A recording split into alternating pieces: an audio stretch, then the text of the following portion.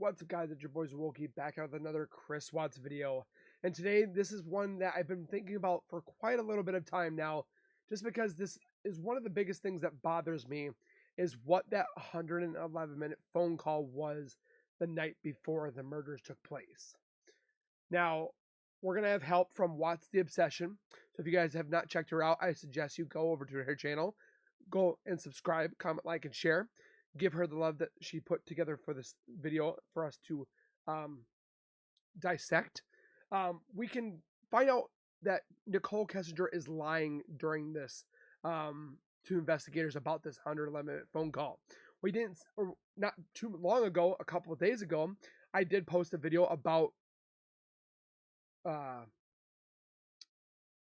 7 pages that she had wrote. I wouldn't say wrote herself, because it seemed like it wasn't her dialect, or like I wouldn't say dialect, but her lingo, as you will. She could remember 7 pages worth, but she couldn't remember that 111-minute phone call. So before we go any further, if you guys could do me a solid favor and subscribe to the YouTube channel by hitting the white bar icon down at the bottom right. Hit that bell icon next to it so when I do post videos like this one, you guys will get that little ring notification that Wookie myself has posted that video. Then you guys can watch, comment, like, and share. And again, thank you guys so very much for the love and support that you show on this channel every single day. I can't thank you guys enough, and keep doing what you guys are doing, and we'll continue to keep growing. With that being said, like I said before, go over to Watts the Obsession, give her some love. We are hoping to do our collaboration this Friday. Fingers crossed. We'll continue that. And do that collaboration, but go over there and give her some love. And with that being said, we're going to watch her video. We obviously know the lies, but we're just refreshing the memories and so forth, because there's a lot more to this 111-minute phone call that Chris and Nicole can't remember a word of it, but they can remember 7 pages of something. Chris has sent how many different pages to Sherilyn Cadle. It's just getting ridiculous that they can remember all that, but they can't remember what they talked on that 111-minute phone call. So with that being said, let's get into it.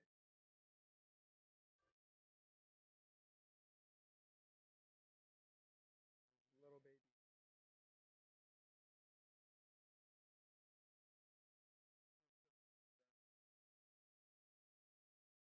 All because of her. All because of this woman and Chris. And you're telling me that 111-minute phone call meant nothing? It is well known that the Nicole Kessinger's phone pinged at 6:16 a.m. on the morning of which she cannot tell us why. She has not given an alibi. She has not let us know where she was that morning. She said she went to work, but they didn't have a clock-in time. The only time that her phone pinged in Frederick, Colorado was the morning of the murders. Some people have mentioned that it was because she was going to work. You know how long she was working at Anadarko and it never once pinged in Frederick, Colorado? But it just so happens the morning of the murders, around between 5:30 and 6:20-ish, her phone pings in that location where the Watts lived. And you're telling me we're off our bin or a haystack?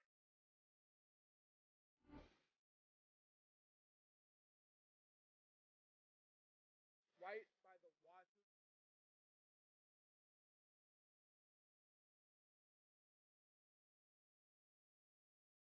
That is the morning Shannon, Bella, and Cece's lives were by these 2 individuals. Entire discovery, August at Watts, research, Dan Watts, Ronnie Watts.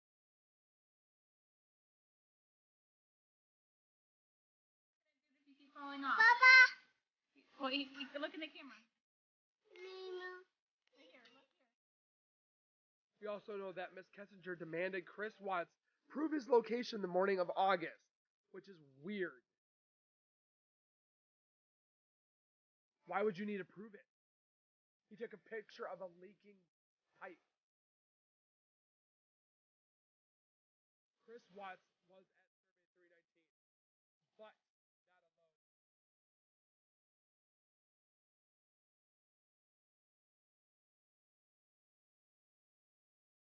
Did anyone else know what he was doing there?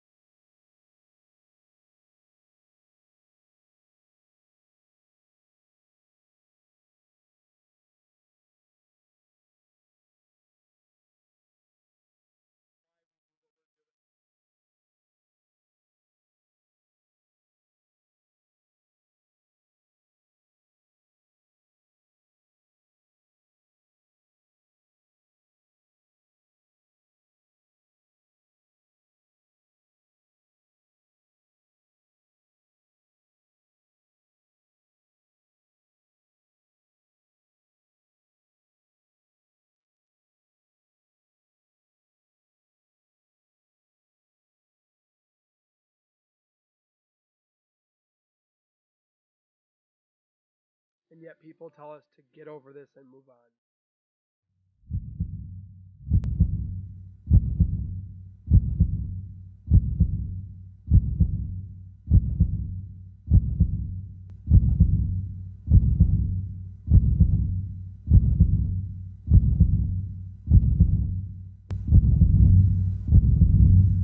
Her acting and her the way she was during these interviews.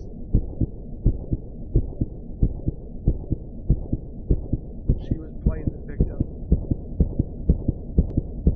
Looking at the camera. And don't even get me started on this man. That's the best I can tell you from a time. Can you give us a better idea of her role in the investigation, how forthcoming she was and how she helped? She originally came forward and spoke to investigators on her own volition. Yeah, I'm trying. I'm really trying to help you guys. I need you guys to help me too. Like, Yes, we'll ma'am. do this as a team, but just don't. So fucking let me down, the please. reason why we can't, like, I think. Prior to the time, unfortunately, that she came in and spoke with investigators, she had deleted all of the information off of her phone that had any connection between her and Chris Watts. That hampered the investigation. You know, they're going to say, oh. Which hampering or causing issues in an investigation is a federal crime. The woman that had an affair with this man who took out his whole family. And I take a step back and it's just like, I didn't know. Like, it's... That hampered our ability to get that electronic digital connection between the two. Why? Ow! She was interviewed on multiple occasions. I believe that for the most part she was forthcoming in the course of those investigations. You just said, I believe she was somewhat forthcoming. So if you don't believe her 100%, you're not going to investigate her? We don't have any reason to believe that she had any prior knowledge or involvement in the death of Shanann, Bella, Celeste, and Nico. Oh, look! I think that's Frederick, the best way to answer. Colorado! Yes, sir. I still cannot believe this is happening.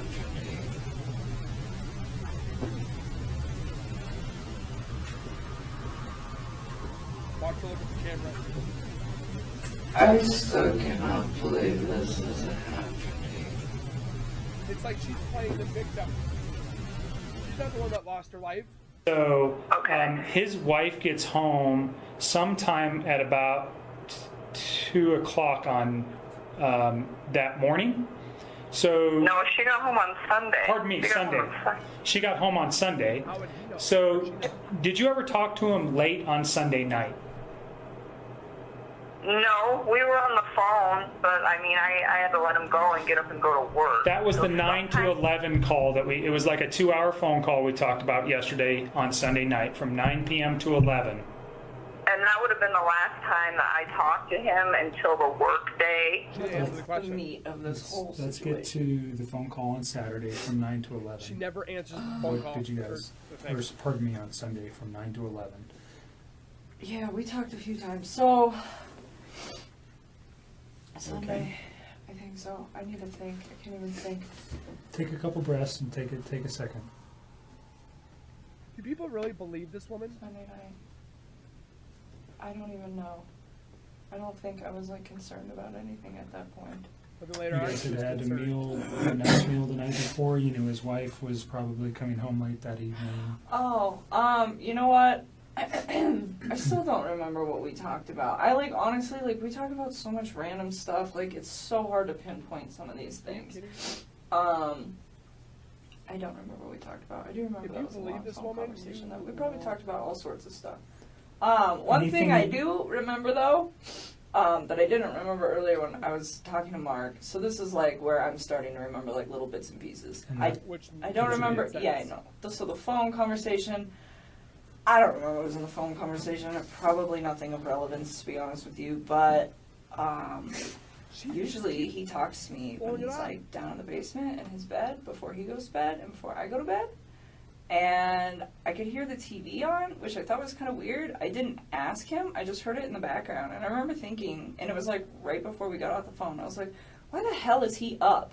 And there's like no TV downstairs. So I was like, well, maybe, I So don't know. no TV in the basement. 111-minute phone call that took place 4 days ago.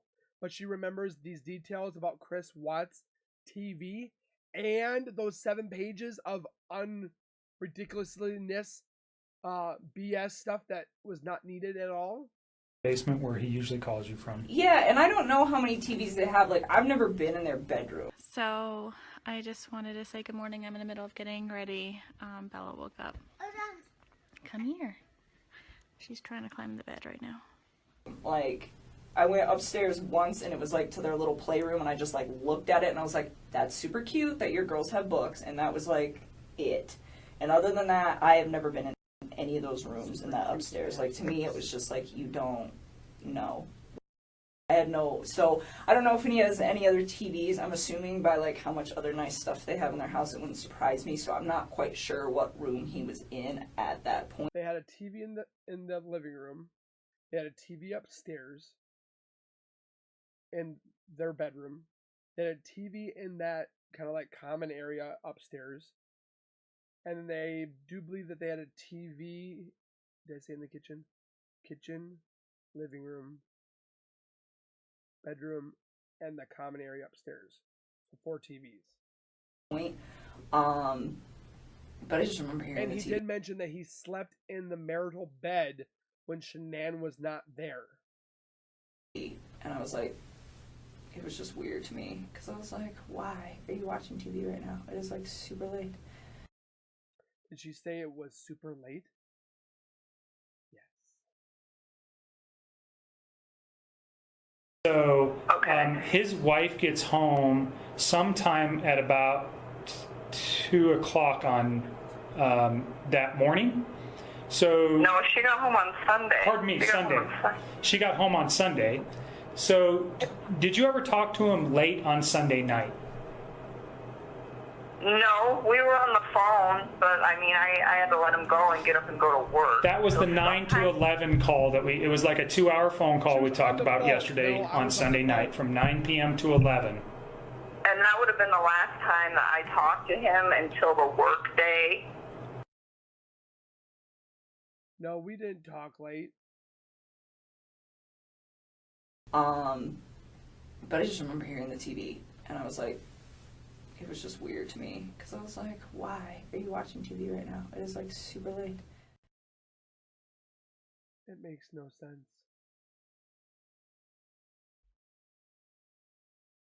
So, with that being said, guys, I think honestly, the phone call and my education, or not my educational, my opinion and my depiction is that it was the plan. Because he literally stated in another part interview or whatever have you, is he mentioned when he tucked the girls into bed, he knew this was the last time that he was going to tuck them into bed. He put them to bed at 8 o'clock. Their phone call was at 9. Shanann got home roughly before 2.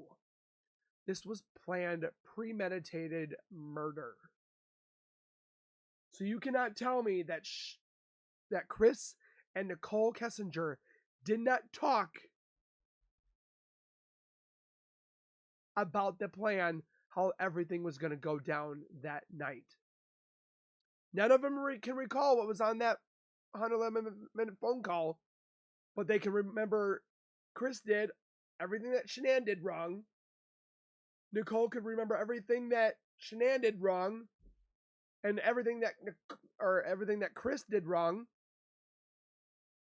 But you cannot tell me that 111-minute phone call, both of them remember nothing.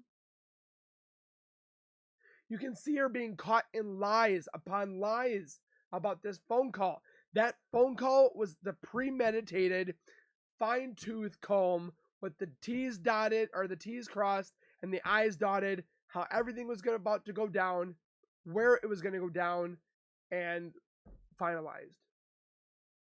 You can't tell me otherwise. What do you guys think about it? Do you think this was the phone call that was the plan? Do you believe that this was just random stuff that they talked about? Was it phone sex? Was it dirty talk? I doubt it. They were talking how everything was going to go down. And yet there are people that state that Nicole Kessinger was not involved, yet you have this phone call that they don't remember. The phone pinging that morning. She has no alibi of her location or her whereabouts that morning.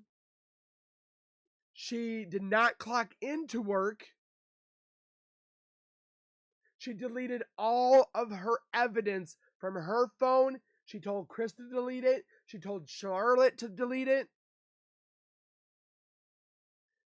DA Rourke stated it hindered the investigation. I have literally looked it up. It is a federal crime to hinder an investigation by tampering with evidence, deletion, hiding, burning. That in itself is a federal crime from 5 to 10 years in a federal prison. Just for what she did on that stuff, she could be in jail. Not even if she was even at the murder site. She could have done time for hindering the investigation, for hindering a crime. And they did nothing. They said, that evidence that we have right here, we're going to seal it and we're going to hide it. Nobody else gets it. Nope. Don't look at it. But why? Why is it so hard to look at it? Because of budgeting? Because we got our man? This woman had some way, shape, or form involvement, and that's why this case will not die. This case is continuously going on because we know, yeah, great, Chris is in prison. Thank the Lord, have mercy. He's locked away with a key. He's never going to see the light of freedom, day of freedom, whatever have you. But we all know, millions of us know, that Nicole Kessinger had some shape, form, whatever have you, or her new name, Nicole Sophia Miller. She was involved in some shape or form. Physically, mentally, an accessory. But yet they did nothing with her. They let her go. Is it that hard to bring that evidence and look at it? Is it that hard to interrogate her instead of interview? I guarantee if it was the other way around where they had a female interrogate her, I think it would have went a whole different way in a different ballpark. But that 100-minute phone call was the premeditated murder phone call. That is my opinion.